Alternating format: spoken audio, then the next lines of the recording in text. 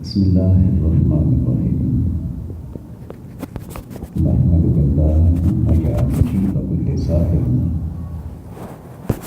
والصلاة والسلام علی أفضل البشر وعلى آلہ وأصحابہ ذوی الفضائل اما بعد فأعوذ باللہ من الشیطان الرجیم بسم اللہ الرحمن الرحیم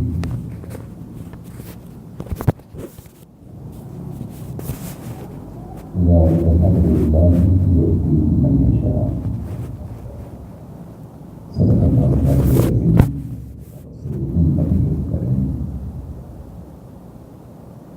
ونحن على ذلك لمن الشاهدين والشاكرين والحمد لله رب العالمين إن الله وملائكته يصلون على النبي يا أيها الذين آمنوا صلوا عليه وسلموا تسليما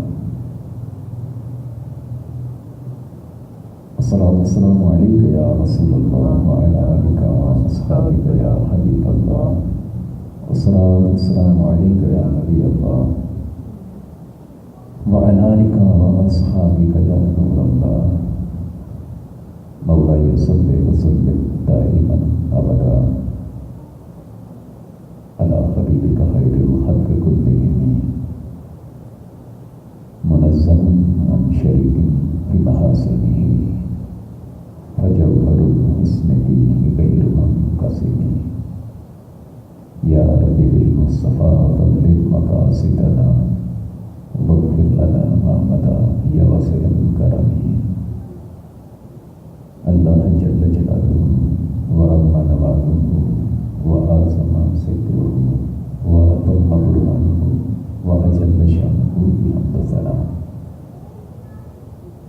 اور سرور کائنات مغفر موجودات زینت العظم کائنات قائد المرسلین خاتم النبیین احمد مصطفیٰ جناب محمد مصطفیٰ صلی اللہ علیہ وسلم کی بارگاہ اقدس میں درود و سلام عرض کرنے کے بعد اللہ کریم کی بارگاہ میں دعا ہے کہ وہ ہم سب کو قرآن اور سنت کی سمجھ عطا فرمائے۔ سامعین محتشم، آج کے درس کا موضوع ہے ولی کی پہچان۔ کوئی بندہ اللہ کا ولی ہے، اس کی پہچان کیا ہے؟ اور کوئی بندہ مقام ولایت پر جب پہنچتا ہے اس کی نشانی کیا ہے، اور مقام ولایت پر پہنچنے کے اسباب و وسائل کیا ہیں؟ قرآن کریم میں اللہ عز و جل نے ارشاد فرمایا ذالک فضل اللہ یؤتیہ من یشاء۔ کوئی ساری زندگی عبادت کرتا رہے، ریاضت کرتا رہے، چلے کاٹتا رہے، کوئی بندہ ساری زندگی کھڑے ہو کر قیام کی حالت میں قرآن کی تلاوت کرتا رہے، ذکر و اذکار کرتا رہے، تسبیحات و تقلیلات و تکبیرات پڑھتا رہے، ساری زندگی کو اپنے سر کو سجدے میں رکھ کر روتا رہے، اور ساری زندگی اس کی اس معاملے میں گزرے کہ وہ ہر ایک سے نیکی کرتا رہے، اس کے باوجود کوئی بندہ اللہ کا ولی نہیں بن سکتا جب تک اللہ کی رضا شامل نہ ہو۔ اللہ نے قرآن میں ارشاد فرمایا ذالک فضل اللہ یؤتیہ من یشاء۔ یہ ولایت، یہ نبوت، وہ ہر چیز، ہر مرتبہ، ہر منصب، یہ خدا کا فضل ہے، جس کو چاہتا ہے اپنا فضل عطا فرماتا ہے۔ وہ چہرے دیکھ کر ولایت نہیں دیتا، وہ کپڑے دیکھ کر ولایت نہیں دیتا، وہ جائیداد و زمین اولاد دیکھ کر ولایت نہیں دیتا۔ وہ دینے پر آئے تو بلال حبشی کو کعبہ کی چھت پر کھڑے کر کے قریشیوں کو بتا دے کہ ایک غلام اللہ کے قریب آ جائے تو اللہ عز و جل کعبے کی چھت پر چڑھ کر اسے اذان دینے کی سعادت عطا فرما۔ وہ یہ نہیں دیکھتا کہ کسی کی کسی کے سر پر امامہ ہے، کسی کے سر پر ٹوپی ہے، یا کسی کے چہرے پر داڑھی ہے، یہ اس کا فضل ہے، جس کو چاہے جب چاہے جہاں چاہے ولایت عطا فرما، جس کو چاہے۔ لیکن وہ ہر ایرے غیرے کو ولایت دیتا نہیں، ہر ایک بندہ اس منصب کے قابل نہیں، اس کے لیے بھی اس نے کچھ معیار رکھے ہیں، کچھ دل چن رکھے ہیں، کچھ دل ایسے پاکیزہ، ایسے روشن، اور جس دل میں اللہ کی یاد کو اپنی یاد پیدا کرتا ہے اور وہ بندہ اللہ کے قریب ہو جاتا ہے، اتنا قریب ہو جاتا ہے۔ فرمایا ان ذکرنی فی نفسہ ذکرت فی نفسی، فرمایا اگر وہ اکیلے میں مجھے یاد کرتا ہے تو میں اکیلے میں اس کا ذکر کرتا ہوں، اس کا ذکر اتنا بلند ہو جاتا ہے، وہ رب کے اتنا قریب ہو جاتا ہے، اللہ کی بارگاہ میں اتنا مقبول ہو جاتا ہے کہ رب عز و جل اکیلے میں اس کا ذکر کرتا ہے۔ اور ارشاد فرمایا ان ذکرنی فی مجلسی، اگر وہ مجلس میں، اگر وہ کسی رش میں، اگر کسی محفل میں، لوگوں میں، وہ بندہ جس کو میں قبول کرتا ہوں اگر وہ لوگوں میں میرا ذکر کرتا ہے تو میں فرشتوں میں اس کا ذکر کرنے لگ جاتا ہوں، پھر اس بندے کا مقام مرتبہ اس قدر بڑھ جاتا ہے، اس قدر اونچا ہو جاتا ہے کہ اللہ عز و جل حضرت جبریل کو بلاتا ہے اور کہتا ہے جبریل سن، وہ فلاں ملک، اس کا فلاں شہر، اس کا فلاں علاقے کا فلاں محلے کا فلاں گھر، اور گھر کے فلاں کمرے میں وہ میرا ایک بندہ بیٹھا ہے، میں اس سے محبت کرتا ہوں، تو بھی اس سے محبت کرنے لگ جا۔ پھر حضرت جبریل علیہ السلام کو اللہ حکم ارشاد فرماتا ہے جبریل صرف میں ہی محبت نہ کروں، تو ہی محبت نہ کر، پوری روح زمین پر اعلان کر دے، عرش کے فرشتوں کا بتا، آسمان کے فرشتوں کا بتا کہ وہ فلاں بندہ فلاں جگہ پر بیٹھا میرا ذکر کرتا ہے، میں اللہ ہو کر اس سے محبت کرتا ہوں، تم مخلوق ہو کر اس سے محبت کرنے لگے۔ اس بندے کا مقام چھوٹا نہیں ہے، اس کا مقام بہت بڑا ہو جاتا ہے، اور پھر اس کی ہستی، اس کی ذات، اس کے وجود، اس کا ہونا ایسا ہو جاتا ہے، سرکار نے ارشاد فرمایا اذا ذکر اللہ، جب تم اس کا دیدار کرو تو اللہ یاد آ جائے، پھر اس کا وجود اس طرح کا ہو جاتا ہے۔ پھر کسی محفل میں، کسی مجلس میں جب کوئی بندہ اس اللہ والے کا تذکرہ کرتا ہے، اس کا ذکر کرتا ہے، اس کو یاد کرتا ہے، اس کا جو ہی نام لیتا ہے تو اللہ کی رحمتوں کا نزول شروع ہو جاتا ہے، کیونکہ رب کا مقبول جو ہو گیا، مقبول بنے کوئی کیسے۔ حضرت بہلول تنا رحمۃ اللہ علیہ یہ وہ شخصیت ہے جو ہارون رشید کے دور میں گزری، اور یہ وہ شخصیت ہے کہ امام اعظم جیسی ہستی جن کو 100 مرتبہ ہاں میں اللہ نے اپنا دیدار عطا فرمایا ہے، امام اعظم جیسی ہستی بہلول تنا کے قدموں میں بیٹھتی، ان کا ذکر کرتی، ان سے فیض لیتی۔ بہلول تنا لوگ انہیں پاگل سمجھتے تھے، کہتے تھے یہ مجنون ہے، یہ پاگل ہے، یہ گلیوں میں پھرتا رہتا ہے۔ امام اعظم سے کسی نے پوچھا کہ بہلول تنا کی چوکھٹ پر کیا ڈھونڈتے ہو؟ کہا تم میرے پاس آتے ہو شریعت کا حال پوچھنے، میں بہلول تنا کے پاس آتا ہوں اللہ کا حال پوچھنے کے لیے۔ بہلول تنا کہیں سے گزر رہے تھے تو آپ کو خلیفۃ الوقت، خلیفۃ المسلمین ہارون رشید کا پیغام ملا، کہا میرے دربار میں حاضری دیجیے، آپ کا دیدار کرنا چاہتا ہوں۔ فرمایا میں نہیں آتا، بچوں کو چپ کرنا، کہا میں نہیں آنا چاہتا ہوں، اگر تجھے کام ہے، تجھے کوئی ضرورت ہے تو آنا، ویسے میرے ساتھ ملاقات کے لیے بھی نہ آنا۔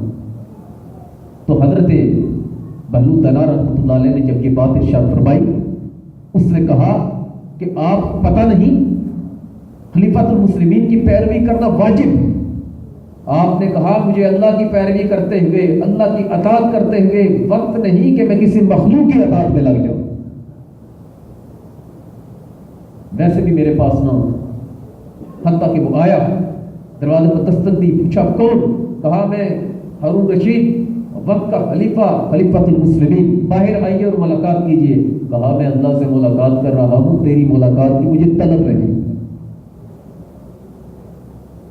ایک مرتبہ جب وہ ہارون رشید بے بس ہو گیا کہ یہ آتے نہیں، کروں کیا؟ ایک مرتبہ ہارون رشید کو پتا چلا کہ بہلول دنا میرے محل کے پاس سے گزر رہے ہیں. اس نے سپاہیوں کو محل کی چھت پر بھیجا اور کہا کہ کمند پھینکو، رسا پھینکو، اور بہلول کو باندھ کر محل کے اس رسیوں کے ساتھ محل کی چھت پر لے آؤ. لوگوں نے، وہ جو سپاہی تھے، انہوں نے کمند پھینکی، پھندا پھینکا، آپ کے جسم پر پڑا، ٹائٹ کیا، کھینچ کر محل کی چھت پر لے آئے. اور ہارون رشید مسکرایا، کہا بہلول ذرا خدا کا کرم کہ آپ کے قدم میرے محل کی چھت پر لگ گئے. کہا ایک سوال کا جواب تو دے. پوچھا کون سا؟ کہا بتائیے کہ اللہ اپنا قرب کیسے ادا کرتا ہے، اللہ اپنا قرب کیسے دیتا ہے، مقام ولایت کو کیسے دیتا ہے، کسی بندے کو ولی کیسے بناتا ہے، کسی بندے کو قرب خاص کیسے دیتا ہے. کہا جیسے تو نے مجھے زمین سے کھینچ کر محل کی چھت پر لے آیا، اللہ کسی کو بھی چاہے جہاں چاہے جس وقت چاہے اسے بغیر بتائے قرب بھی عطا کرتا ہے، مقامی ولایت بھی عطا کرتا ہے. کیسے؟ کہا کہ تو مجھے بلاتا، فرض کرتے میں کپڑے پہنتا، لوگوں کو ساتھ لیتا، تیاری کرتا، تو مجھے ڈیٹ دیتا، وقت دیتا کہ فلاں ٹائم آئیے گا. لیکن وہ کریم ذات ہے، جب کسی کو قرب عطا کرتا ہے تو وقت اور ڈیٹ اور دن نہیں دیتا، وہ فوراً زمین سے اٹھاتا ہے اور عرش پر لے آتا. پھر ایسا بندہ جس کو اللہ عز و جل نے ولایت عطا کرنی ہوتی ہے، اس کو ولیوں جیسے کام کرنے کی توفیق بھی عطا فرماتا. ایسا نہیں ہوتا کہ ہر راہ چلتے کو جو ہے وہ ولی بناتا پھرے. ولی جس کو بھی بناتا ہے یا جس کو بھی مقام ولایت عطا کرتا ہے، بعض اوقات اسے خود بھی پتہ نہیں ہوتا کہ میں اللہ کا ولی ہوں. حضرت غوث پاک رحمۃ اللہ علیہ سے کسی نے پوچھا کہ آپ کو کیسے پتہ چلا کہ آپ اللہ کے ولی ہیں؟ کہتے ہیں مجھے بھی پتہ نہیں تھا. ہاں پتہ کیسے چلا؟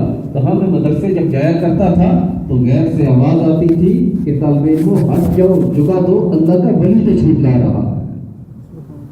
بعض اوقات ولی کو خود بھی پتہ نہیں، اور اگر پتہ چل بھی جائے پھر ان میں تکبر نہیں آتا. پھر وہ مشاہدہ حق میں، رب کی یاد میں، رب کے ذکر میں، اس کے خوف میں اس قدر مستغرق ہو جاتے ہیں، اس قدر غرق ہو جاتے ہیں کہ مخلوق کی طرف ان کی توجہ رہتی ہی نہیں. پھر ان کی توجہ ہر وقت اللہ کی طرف رہتی ہے. ان کا جو زبان سے نکلتا ہے وہ اللہ کا ذکر نکلتا ہے، اور جو وہ کرتے ہیں وہ اللہ کی طرف سے ہوتا ہے. حتیٰ کہ کسی بارے میں وہ کہہ جائے لاؤ اقسم علی اللہ لامرہ، کہہ دے کہ اللہ فلاں کام ہو جائے، اللہ وہ فوراً کر دیتا. ولی کا مقام یہ ہو جاتا. حضرت امام جعفر صادق رضی اللہ تعالیٰ آپ تشریف فرما تھے تو ایک شخص آیا، اس نے کہا حضرت آپ بھی دعا کرتے ہیں، ہم بھی دعا کرتے ہیں، لیکن فرق ہے ہم مانگتے رہتے ہیں ملتا نہیں، اور آپ منہ سے نکالتے ہیں اللہ فوراً پوری کر دیتا ہے. ہم اللہ کی بارگاہ میں عرض کرتے ہیں کہ مولا فلاں چیز عطا کر، بیٹا عطا کر، اولاد عطا کر، پیسہ عطا کر، جائیداد عطا کر، عزت عطا کر، منصب عطا کر.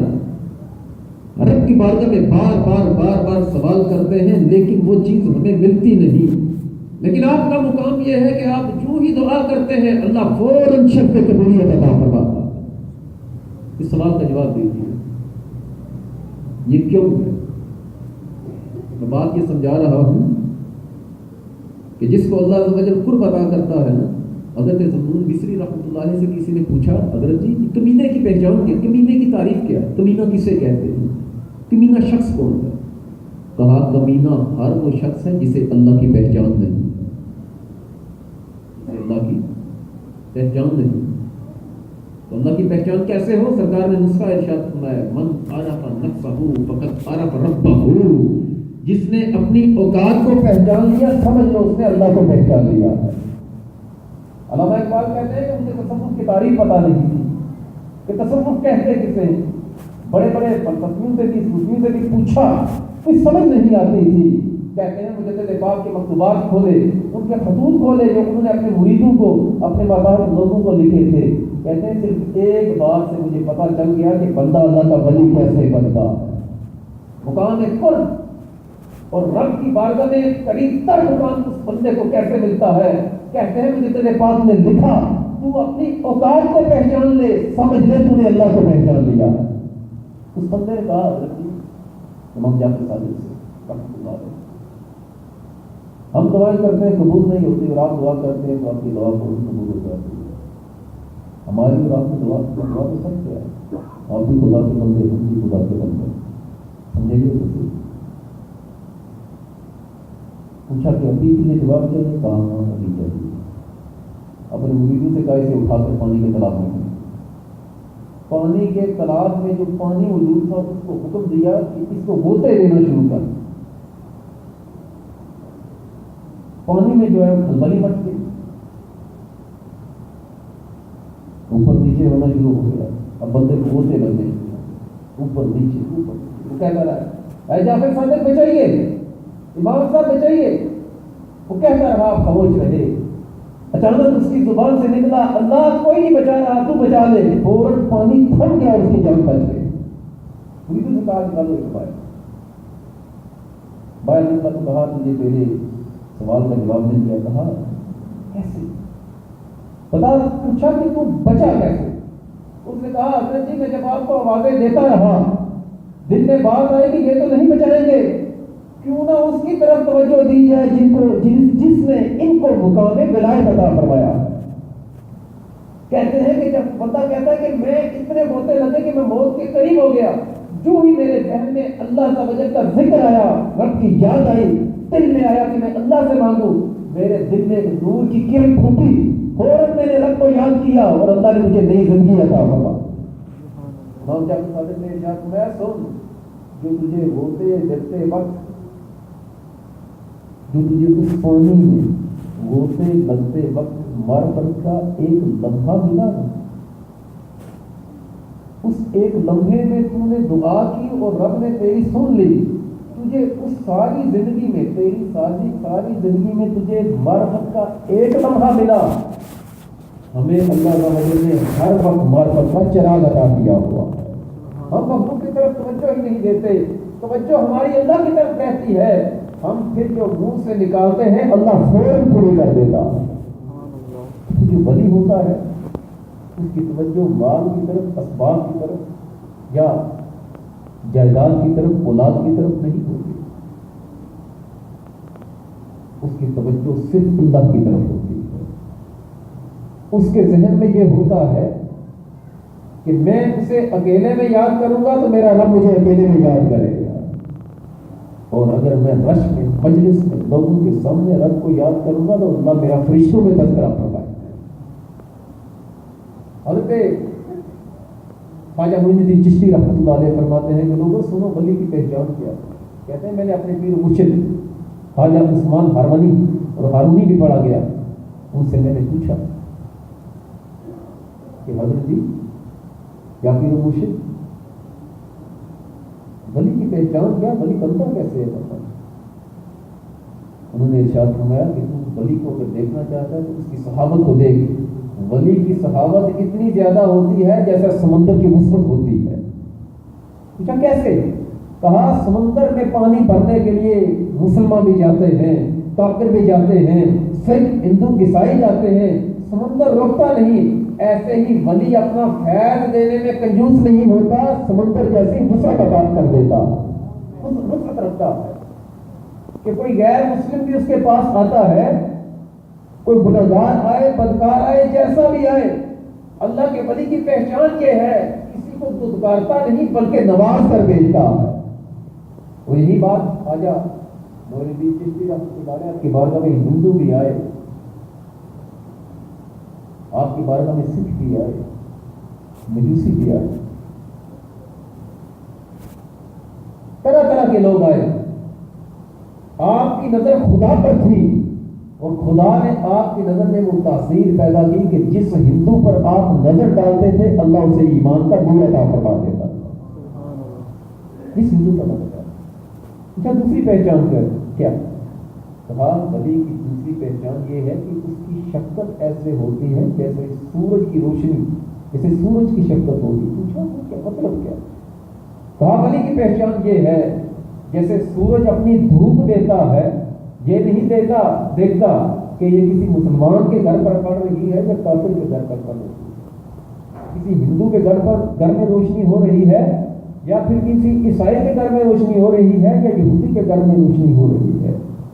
اللہ کے ولی کی بارگاہ میں جو بھی آتا ہے وہ اسے نور، فیض، علم، ایمان کا نور عطا کرتا ہے۔ دیکھتا نہیں یہ سامنے والا کون ہے، اس کے ذہن میں یہ نہیں ہوتا ہے کہ جو آیا ہے اسے اللہ نے ہی بھیجا۔ تو مقصد میرا کہنے کا یہ، کئی مرتبہ یہاں پر میں بات کر چکا کہ ہمارے ذہنوں میں ولایت کی جو پہچان یا کہہ لیں کہ ذہنوں میں یہ ہے کہ ولی شاید وہ ہوتا ہے جو چھتے رکھ لے، لٹے جٹے رکھ لے، چرخ کے سوٹے لگا لے، منہ میں گھنگرو باندھ کر میاں صاحب کے مزار پر ناچ لے، چکر چکر پھر لے، وہ گھگرا کا پہن لے، فراق کا قدم کر جھولا ڈال کر وہ ناچنا شروع کر دے، تو ہم سمجھتے ہیں کہ اللہ کا ولی نہیں ہے۔ حالانکہ یہ پیمانہ ہمارا ذہن، یہ ہم نے خود یہ چیز مختص کی، ہمارے ذہن میں یہ ہے کہ شاید ولی اس طرح کے، اور لوگ کرتے بھی ہیں اس طرح کے، لوگوں کے پیچھے بھی گھومتے ہیں، پیسے بھی دیتے ہیں، چرسے خود بھی پیتے ہیں، ان کو بھی بلاتے ہیں، ناچنے سے ولایت نہیں ملتی۔ داد صاحب ادھر موجود ہیں، میں سرگودا بزرگوں کے پاس گیا ملنے کے لیے، صرف ایک وہ بزرگ ہیں جن کے پاس آدمی ہوئی میری، ان کی ایک کتاب مجھے کسی نے تحفے میں دی، تو میں نے کتاب چند صفحات ان کے پڑھے، مجھے بھان کے مولانا صاحب سے، مولانا مسیح محمود صاحب، اس کے چند صفحات میں نے پڑھے، تو میں نے ان مولانا صاحب سے کہا کہ بندے نے کتاب خود نہیں لکھی۔ کہتے کیا مطلب؟ میں نے کہا اس بندے نے کتاب خود نہیں لکھی، اس بندے سے لکھوائی گئی۔ تو میرے دل ان الفاظ کی تاثیر اس طرح تھی جیسے کہ روحانی طاقت ہے جس بندے نے، جس ہستی نے ان کو الفاظ دیے، ان کا صرف قلم چلا۔ جب ہم وہاں پر گئے تو میں ان بزرگوں سے میں نے ایک بات عرض کی، میں نے کہا مجھے نصیحت کیجیے۔ انہوں نے کہا تین چیزیں، ایک لفظ میں آپ کو سمجھاتا ہوں، وہ یاد رکھنا اور ان پر عمل کرنا، خدا کبھی ناکامی نہیں دے گا۔ پوچھا کیا؟ انہوں نے کہا ایک لفظ یاد رکھنا، خاص۔ لفظ کون سا؟ خاص، علی صاحب۔ پھر خود ہی انہوں نے سمجھایا کہ سے خدمت، مخلوق کی خدمت کرو، علی سے اخفا، نیکی کو چھپاؤ، اور سوال سے صبر، مشکلات پر صبر کرو، اللہ عز و جل تمہیں ویسے ہی کامیابی عطا فرما دے گا۔ خدمت کرو، اخفا کرو، نیکی کو چھپاؤ، لوگوں کے سامنے اپنے منہ میاں مٹھو بننا اور اپنی کرامتیں خود بیان کرنا ولایت کی پہچان یہ نہیں۔ خواجہ فرید الدین بن شکر رحمۃ اللہ علیہ، انہی کی دور کے ایک اور بزرگ تھے، دونوں کی آپس میں، بلکہ خواجہ فرید الدین لاہوری رحمۃ اللہ علیہ، ان دونوں کی بڑی یاری تھی آپس میں۔ ایک دوسرے سے کہا کہ اگر ہم میں سے کوئی ایک پہلے موت ہو گیا تو دوسرا اسے بتائے گا، قبر میں سے پیغام دے گا کہ قبر میں اللہ عز و جل نے اسے کس نیکی کا اجر زیادہ عطا کیا۔ خدا کی کرنے کے خواجہ حمید الدین لاہوری رحمۃ اللہ علیہ، یا دونوں میں سے کسی کے ایک وفات کی پہلے ہو گئی، دوسرے بزرگ رات کو گئے، ان کی قبر کے پاس ایک پرچہ رکھ کر دکھائے، اور پرچے پر لکھا تھا کہ مجھے خواب میں نہیں بتانا، قبر کے پاس پرچہ رکھا، کاغذ رکھا، کہا مجھے خواب میں نہیں بتانا، مجھے لکھ کر دے کہ اللہ عز و جل نے قبر میں کس نیکی کا سب سے زیادہ تمہیں اجر عطا فرمایا۔ تو یاریاں کتنی پکی تھی اور کتنا مضبوط ایمان تھا کہ اللہ والا مرتا نہیں، اللہ والا مرتا نہیں، اور یہ کتنا ایمان مضبوط تھا کہ دل میں یہ تھا کہ یہ خواب میں نہیں، وہ نیچے والے سن رہے ہیں، خواب میں نہیں بتانا، لکھ کر دینا کہ اللہ نے دیا کیا ہے، رات کو رکھ کر کے تو صبح جب ان کی قبر پر حاضری دی تو پرچہ پڑا ہوا تھا، اس پر لکھا تھا کہ اے غلام، میں نے بڑی ریاستیں کی، میں نے چلے کاٹے، قرآن کی تلاوتیں کی،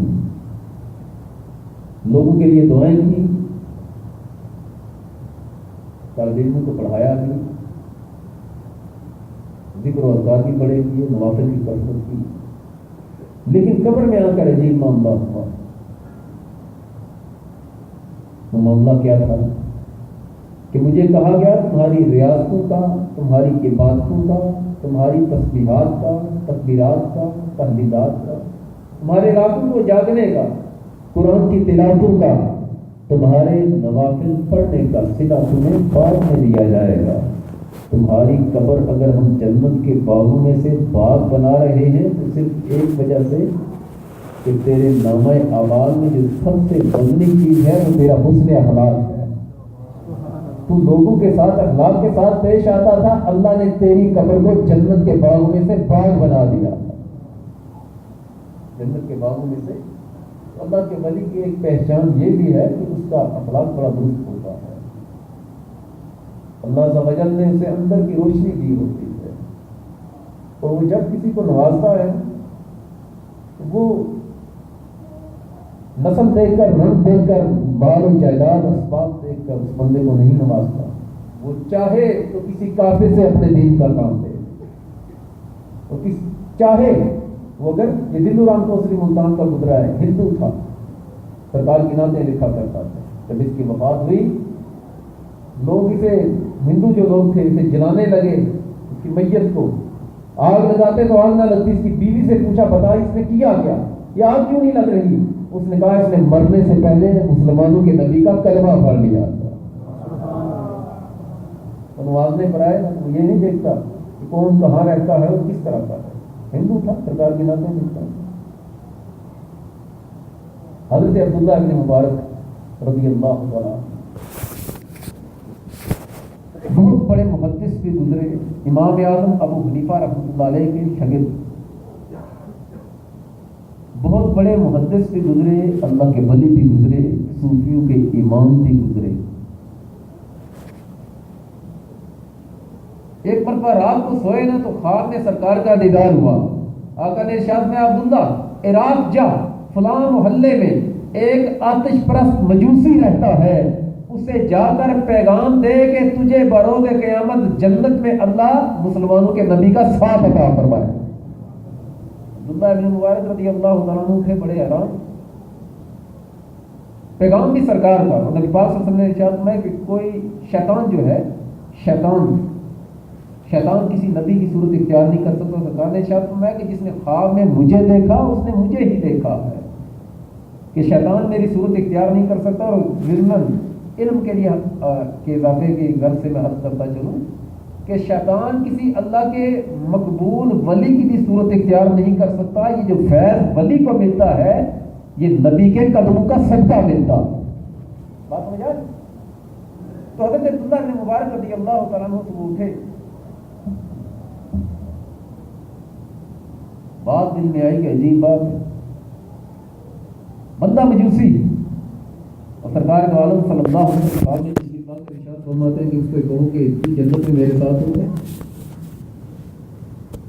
بات تو عراق تو ہے، اٹھے، سفر کیا، عراق پہنچے۔ اس مجوسی کا نام بہرام تھا۔ ڈھونڈتے ڈھونڈتے جب پہنچے اس علاقے میں، پتہ چلا بہرام کدھر، لوگوں نے بتایا کہ وہ فلاں جگہ اس کی دکان ہے، کپڑے کا بہت بڑا سوداگر ہے۔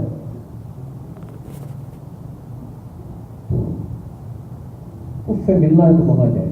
خیر عبداللہ بن مبارک کہتے ہیں میں گیا، میں جب وہاں پر پہنچا تو وہ بندہ جب تاجروں کے ساتھ جس طرح ہوتی ہے تھوک کی دکان، ہول سیل کی دکان تھی،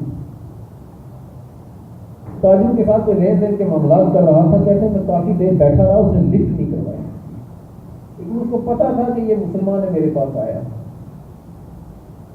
عبداللہ بن مبارک کہتے ہیں کہ میں کافی دیر تک بیٹھا رہا، اس بندے نے میری طرف دیکھا نہیں، شام کا ٹائم ہو گیا، اس نے کہا فرمائیے آپ کیوں آئے؟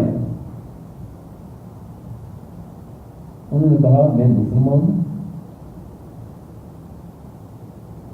میں مسلمان ہوں اور تو ایک یہ آتش پرست ہے، حیران ہوں پریشان تو میں بھی ہوں، لیکن تجھے ایک پیغام دینے کے لیے آیا ہوں۔ تو کون سا پیغام؟ فرمایا کہ تم نے مسلمانوں کے نبی کا نام تو سنا ہوگا نا؟ کہا ہاں سنا ہے، کہ کیا نام ہے؟ کہا ان کا نام ہے محمد صلی اللہ علیہ وسلم۔ آپ نے ارشاد فرمایا تجھے مسلمانوں کے نبی نے پیغام بھیجا ہے، بہرام خوش ہو جا، اللہ جنت میں تجھے میرا ساتھ عطا فرمائے۔ آپ نے پوچھا بتا تم نے ایسی نیکی کو کون سا ایسا کام کیا ہے کہ بارگاہ میں تم مقبول؟ ابھی تک تو ایسا ہے آتش پرست ہے، تو بتا تم نے ایسا کام کون سا کیا ہے کہ اللہ کے نبی نے تجھے خاص کر پیغام دے کر مجھے بھیجا ہے کہ اس سے جا کر کہہ کہ اللہ عز و جل جنت میں تجھے مسلمانوں کے انبیاء کا، امام الانبیاء کا ساتھ عطا فرمائے۔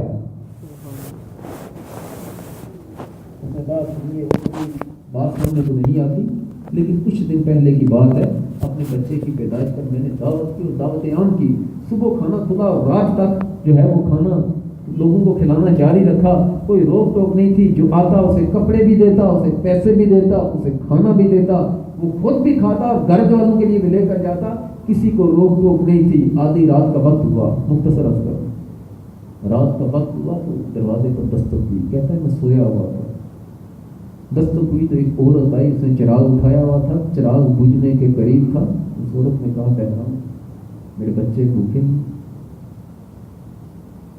چراغ میں تیل نہیں، میں روٹی تو نہیں مانگتی، اندھیرے سے بچے ڈرتے ہیں، تو اس طرح کر کے اس چراغ میں تیل دے دے، میں روشنی گھر کروں گی تو چلے بچے کم از کم ڈر کی وجہ سے روئیں گے تو نہیں۔ بہرام کہتا ہے مجھے غصہ آ گیا، میں نے کہا تو دن کو کہاں پر رہی؟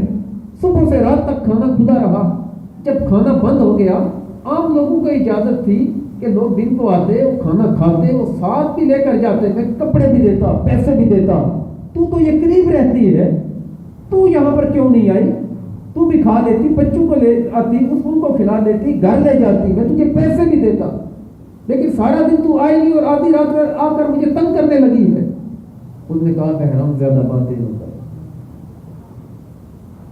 میں تیرے پاس آنا تو نہیں چاہتی تھی، لیکن بچوں کے رونا مجھے دیکھا نہیں جاتا، اس لیے تیرے پاس آ گئی، زیادہ باتیں نہ کر، اگر تیل دے رہے تو دے، نہیں تو میں چلی جاؤں گی، میرے بچے رو رہے۔ تو کہتا ہے بہرام کہتا ہے مجھے پھر میں نے کہا کہ تو دن کو آئی کیوں نہیں؟ اس نے کہا سننا تو سن لے، تو نے مسلمانوں کے نبی کا نام سنا ہوگا، میں ان کی نسل میں سے ہوں، سید زادی ہوں، مجھے زیب نہیں دیتا تھا کہ میں ایک آتش پرست کے پاس مانگنے کے لیے آؤں، کچھ لینے کے لیے آؤں، میری غیرت گوارا نہیں کرتی تھی، بچوں کی بھوک دیکھ کر میں اس لیے آئی ہوں، اگر کچھ دینا ہے تو دے، نہیں تو میں چلی جاتی ہوں۔ بہرام کہتا ہے کہ میرے لہجے میں نرمی آ گئی، میں نے کہا تو گھر چل، میں آتا ہوں، اپنے خادموں کو بلایا اور کہا کھانا پیک کرو، کہتا ہے تھیلوں میں یا جہاں بھی برتنوں میں کھانا رکھا، وہ خادم جب اٹھانے لگے تو میں نے کہا تم نہ اٹھاؤ، یہ مسلمانوں کے نبی کی نسل میں سے ہے، اس کی خدمت میں خود کروں گا۔ کہتے ہیں کہ میں اس نے کھانا جو ہے کندھوں پر اٹھایا، ان کے گھر گیا، جب بچوں کے سامنے کھانا رکھا، چراغ میں تیل ڈالا، چراغ کو جلایا، ماں نے بتایا یہ وہ بندہ ہے جو کھانا لے کر آیا، ہمارے گھرانے پر آیا ہے، رب سے دعا کرو کہ اللہ تعالیٰ سے خالی نہ بھیجے۔ بچوں نے کہا اماں کھانا بعد میں کھائیں گے، پہلے اس بجوسی کے لیے دعا کرتے ہیں کہ اللہ تو اسے جنت میں ہمارے نانا کا پڑوس عطا فرما دے۔ بہرام کہتا ہے کہ جب ان بچوں نے دعا کی، مجھے یقین ہو گیا کہ ایک وقت آئے گا میں کلمہ پڑھوں گا اور اللہ ایمان کا نور عطا کر دے گا۔ میں نے تو سنا تھا کہ مسلمانوں کے نبی چلے گئے، لیکن تیری یہ باتیں بتاتی ہیں کہ اس کی نسل کے ساتھ، مسلمانوں کے نبی کی امت کے ساتھ، امتیوں کے ساتھ اگر کوئی نیکی کرتا ہے تو ان کو دیتا ہے، نوازتا ہے، مسلمانوں کا نبی دیکھ رہا ہوتا ہے۔ پڑھائیے مجھے کلمہ مسلمان کیجیے۔ اس نے کلمہ پڑھا اور مسلمان ہو گیا۔ اولاد کو بلایا اور کہا تم میں سے جو کلمہ پڑھے گا مسلمان ہوگا تو میں اس کا ورنہ چھوڑ کر چلے جاؤ۔ غلاموں میں سے کہا، غلاموں کو بلایا اور کہا تم میں سے جو کلمہ پڑھے گا تو وہ میرے پاس رہے، جو نہیں پڑھے گا وہ چلا جائے۔ میں یہاں سے آپ کو بتانا یہ چاہتا ہوں کہ وہ جس کو مقام میں ولایت، اس سے بڑی ولایت اور کیا ہو سکتی ہے کہ سرکار اپنے پڑوسی ہونے کا خود فرمانا عطا فرما۔ وہ ذات چہرے دیکھ کر ولایت نہیں دیتی، وہ ذات کپڑے دیکھ کر ولایت نہیں دیتی، جبہ و دستار دیکھ کر ولایت نہیں دیتی۔ اب ایسے کرنی بکریاں چڑھاتے تھے، دبلے پتلے، چہرہ زرد، بال گرد آلود رہتے تھے، بچے ان کو پتھر مارتے تھے، آنکھیں اندر دسی ہوئی، لیکن سرکار نے ارشاد میں میرا وہ میرا ہی اویس، اویس کرنی ان کی بات کرو، میرا وہ اویس، اس کا مقام یہ ہے بروز قیامت جب میدان محشر میں آئے گا، اللہ میرے اویس کی شکل کے 70,000 فرشتے پیدا فرما دے۔ سبحان اللہ۔ وہ مقام میں ولایت دینا چاہے بکری چرانے والوں کو بھی عذاب ہے، اور اگر چھیننا چاہے تو بلعام بن باورہ موسیٰ علیہ السلام کے دور کا تھا، اتنا بڑا اللہ کا ولی کہ زبان سے جو نکالتا تھا اللہ پوری کر دیتا تھا۔ اس کے شاگردوں کی تعداد کا اندازہ اس بات سے لگا لیں کہ اس کے جو مدرسہ تھا 12,000 دواتیں پڑی ہوئی تھیں جہاں سے لوگ سیاہی لے کر اس کی باتوں کو لکھا کرتے، اتنی زیادہ تعداد میں اس کے درس میں لوگ موجود ہو گئے۔ کہنے کا مقصد میرا یہ کہ ولایت کا جو ہم نے ذہن میں معیار رکھا ہے وہ یہ نہیں ہے کہ 10 انگوٹھیاں پہننی اور لٹیں رکھنی، چرس کے سوٹے لگا لیے، نہ نماز نہ روزہ نہ مسجد کو منہ کرنا، اور نہ ہی کسی کہہ لیں کہ دین کے معاملے سے کوئی تعلق رکھنا اور بندہ وہ ولایت کے نعرے لگائے۔ ان کے بارے میں جنید بغدادی نے کہا صدقوا لقد وصلوا ولكن الى اين الى النار، کہا یہ سچے ہیں کہ جو ولایت کا یہ چرچی دعویٰ کرتے ہیں، یہ پوڑری، یہ دین کے مخالف۔ عالم شاہ صاحب رحمۃ اللہ علیہ نے فرمایا کہ جو بے پیر ہوتا ہے، بے پیر جو بدوایا ہوا ہوتا ہے، وہ فقر کو اور شرع کو علیحدہ علیحدہ رکھتا ہے۔ فقیری تو شریعت کے گھر کی باندھی ہے۔ جنید بغدادی نے کہا یہ ایسے لوگ جو بغیر شرع پر عمل کیے کہتے ہیں کہ ہم اللہ کے ولی، ہم اللہ کے ولی، یہ اللہ کے ولی نہیں ہوتے بلکہ یہ شیطان ہوتے ہیں۔ یہ پہنچے ہوئے ہیں، کہاں پہنچے؟ کہا جہنم میں پہنچے ہوئے۔ اللہ عز و جل ہم سب کو عمل کی توفیق عطا فرمائے۔